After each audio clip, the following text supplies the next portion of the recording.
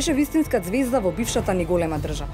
Кога во СФР ја почнало делото наречено убивање на брат со брата, им напиша отворено писмо на своите сограѓани, белграѓани во тоа време, во кој им рече: "Јас во секој случај мислам и знам и чувствувам дека е моја должност на нашата професија, да градиме мостови, да не се откажуваме од соработка и заедништво, но не национално, туку професионално, човечко." Како беше 2002 кога ја глумевте Медеја во Хрватска? To je bilo jako teško, bilo je jako teško. Bio je veliki teret, bio je strahovit pritisak medija. Mediji nikad nisu bili nježni i dobri prema meni. Uvijek je tu bilo baš zlobe, evo zloba, rekla bih. Druga stvar, znate i sami, šta se desilo s novinarstvom na svim ovim prostorima, mislim. Stanavme Amerika. Da, točno. Da. Uzelo se najgore od Amerike. Da. Mislim, u cijelom svijetu je ozbiljno novinarstvo u problemu, jel? Osobito sad sa novim medijima, mislim, svako može bilo šta, jel? Kraj profesionalizma zapravo, jel? Šta znači uopće biti dobar novinar? Pa to više ne postoji kao kriterij, nikome to više nije važno. Svi bi čitali samo tračeve i senzacije. I što rekla za vas, na primjer, hrvatskite medijumi, togaš 2002, što napiša? Pa napišu, svašta su pisali i tako dalje, a mene je to sve jako pogađalo i jako bolilo. Sada me manje boli.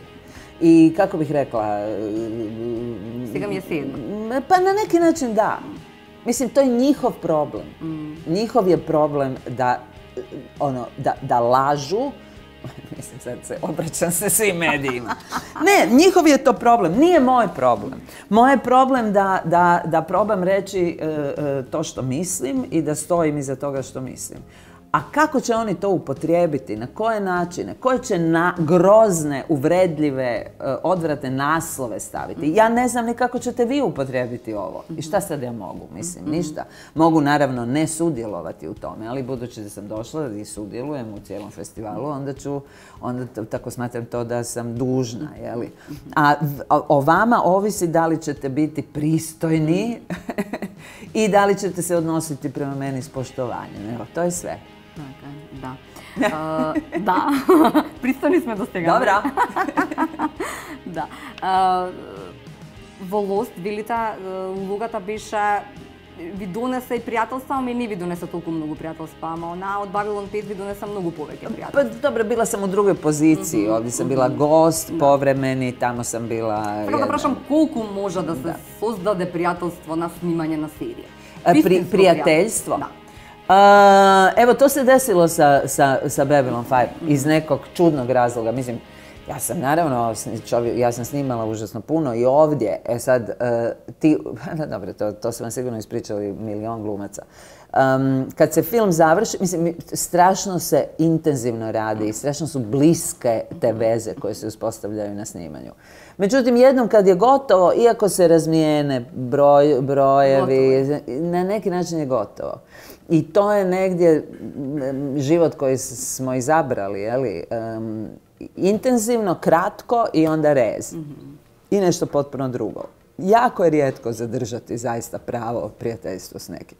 Ali i taj Babylon 5 se nekako, čudno je to, mi se još uvijek družimo, mi još uvijek tako povremeno odemo na ručak zajedno i tako nekako jedna glumica je rekla, we hold each other's back. Znači, držimo si stranu, kako bih rekla. Na neki način brinemo se jedni za druga. I to je jako lijepo, jako lijepo. Ne vidimo se često, ali se viđamo i u stalnoj smo vezi. Ali smo mi jako čudna ekipa, taj Babylon 5. Mi smo od 12 ljudi koji su bili regularni cast, mi smo izgubili 5. Da.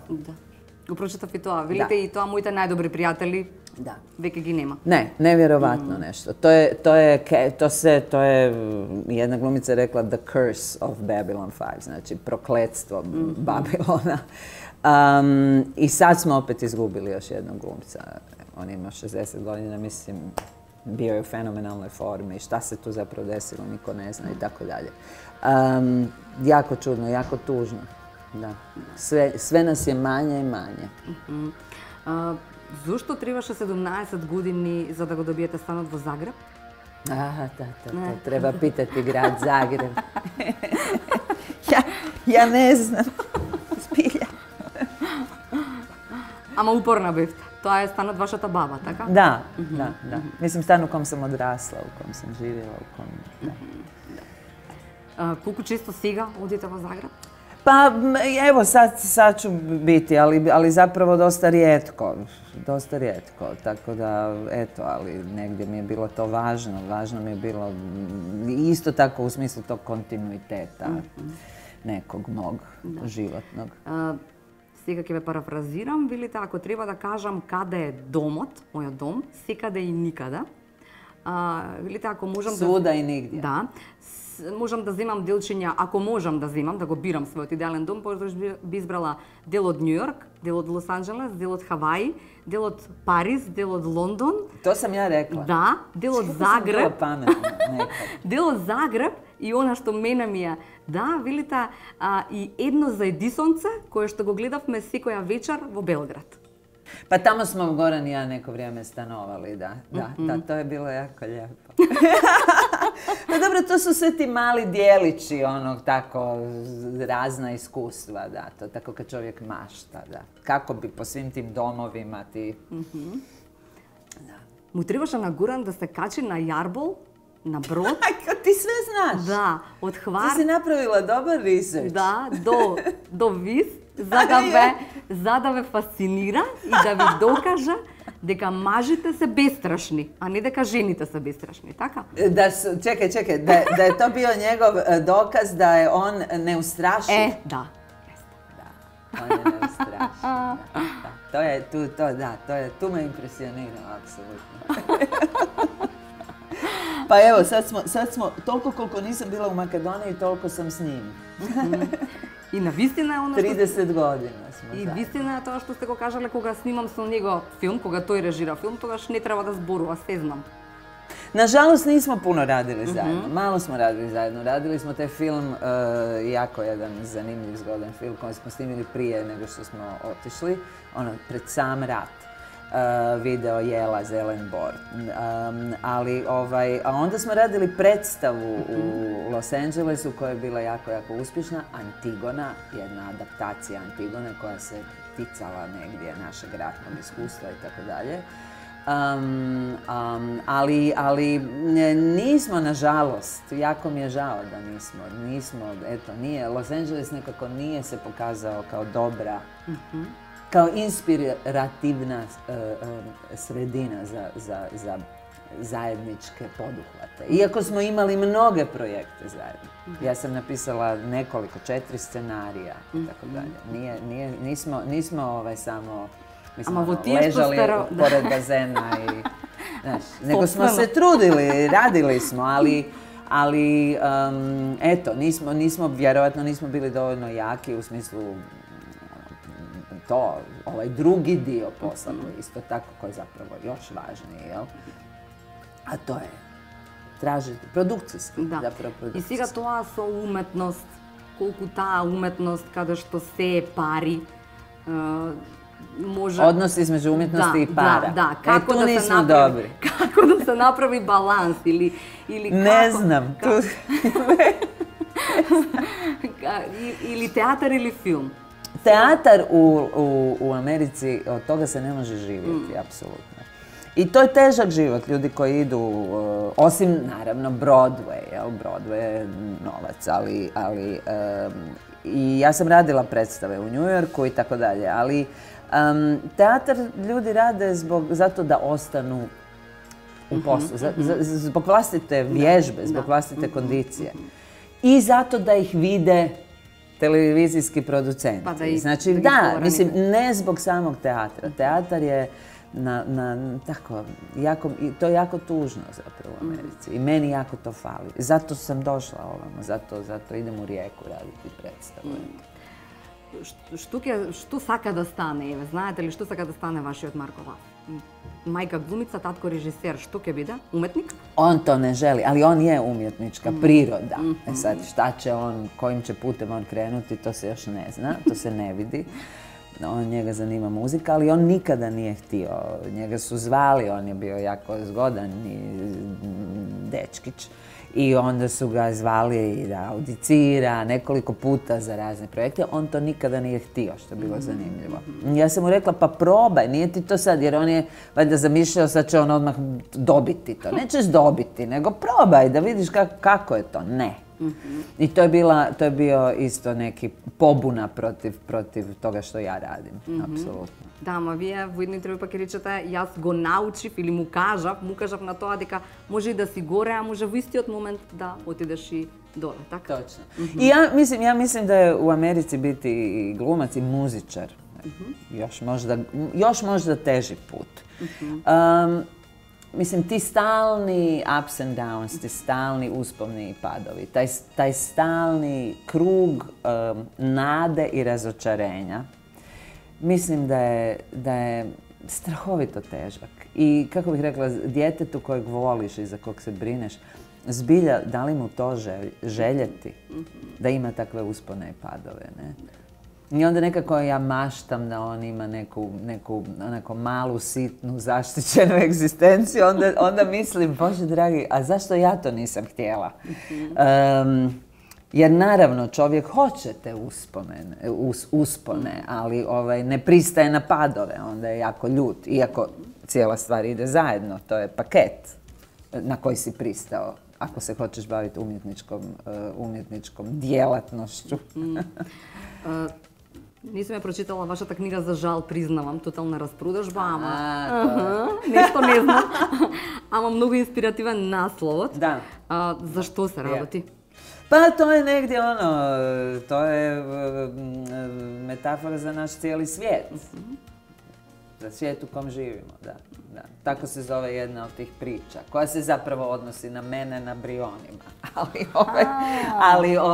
Ali se kao naslov knjige odnosi na svijet u kojem živimo. A što vo vašиот живот никогаш нема да биде на тотална распродажба? Ja sama. Да. Пишувате се уште и драмски текстови? Pa napisala sam taj jedan dramski tekst koji je režirao Miki Manojlović i to je jako ispala zanimljiva i dobra predstava i jako me to veseli da se to desilo. A sada se bavim, evo, završavam taj svoj najveći projekt, koji sam ikad počela, a to je memoarska knjiga, da. I tako, nadam se da će ona doprijeti do Makedonije. A i ova totalna rasprodažba da dopre do Makedonije, jaz barem ne znam deka je to. Da, to je tako strašno, ali to je dio politike. To je dio politike, jel? Ona je izdana u Beogradu, ona nikada nije bila, dakle, ni jedan primjerak te knjige nije bio ni u jednoj knjiži, iako je ona napisana na hrvatskom jeziku, ona je pisana za Ferala, ona je pisana jezikom koji ja govorim, znači, ali ju je, budući da ju je izdala beogradski izdavač, nikada nije imala pristupa u Hrvatsku, niti u Bosnu. Jel? To je tako. Mislim, to je strahota. Znači, sada autor, iako je pisao tu knjigu na istom jeziku, mora izdavati u svih, valjda, 7 država. Na nivните To je suludo, jel? To je potpuno suludo, ali to je tako se htjelo, jel? Da. Кога ќе погледнете вака се што сте сработиле во животот, на што сте најмногу горда? Pa ne znam, ja mislim da sam najviše ponosna na to što sam živa još uvijek i što sam, mislim, kad kažem živa, ne samo fizički živa, nego psihički, da, još me uvijek vesele stvari, još me uvijek zanimaju stvari. Još uvijek imam jako puno planova, želja, veseli me putovati, veseli me sresti ljude i s njima razgovarati, veseli me priroda, veseli me svaki predivan prizor, me duboko ushiti. Ja mislim da je to moj najveći uspjeh, jer se ljudi s vremenom ohlade i nekako se umore i ne da im se više. A meni se još uvijek recimo da, donekle. Како како беше она на таткото на Гвинет Полтроу, кога кажува како го држале бракот таа и незиниот сопруг, вели никогаш не сакале да се разведат во исто време. Ja, to je zgodno. Čekaj, to sam pročitala. Od kuda to? E pa vi ste go kažale Ja така sam to. To je citat od, slučajno sasvim, od ove Blythe Danner, koja je mama od Gwyneth Paltrow. Сега ја се шивувам само и вие така исто така никогаш. To je jako dobro, to je jako dobra rečenica. Da. Tako da je uvijek jedan držao ipak, znaš, uzde i da se sve ne raspadne. Ne, brak je isto jako težak posao i treba u njemu izdržati isto tako. A da ne govorimo o roditeljstvu. To mislim da je ipak najteže. Najteže. Barem tako se meni čini. Da. Imaš ti djecu? Da. Imam kjerka. Imaš kjerku? Da. Jana. Jana. Da. Ja sam htjela da se moj sin zove Jan. I? Jan. Nije bilo prihvaćeno od strane druga strana nije prihvatila. Jer je on, znaš, jer je onda, u Americi bi onda to trebalo pisati s Y-om, onda je to već kao neki science fiction ime, znaš, i inače bi ga zvao i Jan, a to nije, to baš treba biti Jan. Da. И за крај на овој интервју, велите, може би е најважно во се да се остане или да се биде секогаш и за секогаш добар човек. Ке биде ли ова свет на добри луѓе или? Čekaj, samo malo. To je opet neka moja veličanstvena misao koju si iskopala iz neku, dobro? Дека најважно од се е да се биде добар човек. Pa ja to mislim, da se bude dobar čovjek. Da, apsolutno, to je najvažnije. I ti me pitaš da li svijet ide, da li je to zaista opće priznata vrijednost? Pa očito ne. Očito ne. Mislim, sve druge vrijednosti izgleda da su ljudima važnije. Tako da to je jako razočaravajuće i jako zabrinjavajuće. Dapače, dobrota, dobro srce, znaš, spremnost da se pomogne drugome, slabijem, čovjeku u nevolji. To se smatra u današnjem svijetu slabošću, glupošću. Ti ako si dobar, onda si, pretpostavljamo, glup. I tako ćemo izgubiti svijet, eto, sad, da ne budem mračna, ali tako ćemo na koncu izgubiti tu planetu, ona će nas baciti, izbacit će nas sa sebe, jel? Tako da, ok. Ali ajde ti nešto sad optimistično, da baš ne slikamo tu najstrašniju sliku. Da, ajde тогаш за крај, кога имавте прилика нешто да видите овде во Скопје? Došla sam jučer u noći, samo su me provezli i vidjela sam neke veličanstvene spomenike. Кога последен пат бевте во Македонија? Meni je ostalo u sjećanju, sam bila zadnji puta na Ohridu, kad je bio Černobil. Što je bilo 86. Išla sam provjeriti, prije nego što sam to putovala, išla sam provjeriti. Jer se sjećam da sam u avionu, kad sam se vraćala sa Ohrida, čitala u novinama, budući da sam bila odsječena od bilo čega. Nije bilo televizije u tom bungalovu, nisam kupovala novine, samo sam se intenzivno šetala po šumi oko jezera.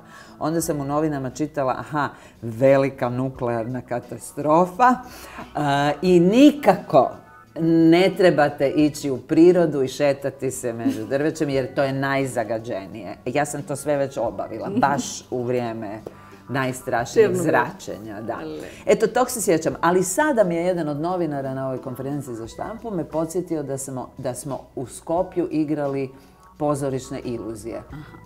A to je bilo, ja sam otišla pred 25 godina, znači to je bilo pred recimo 26 godina ili 25, tako. Znači eto, to su te cifre. Godine ne postoje, to je sve, to je iluzija sve. 25, 50, 100, 1. I kako čovjek stari, to zaista postoje, mislim, to je, te brojke više nemaju nikakvog značenja, eto.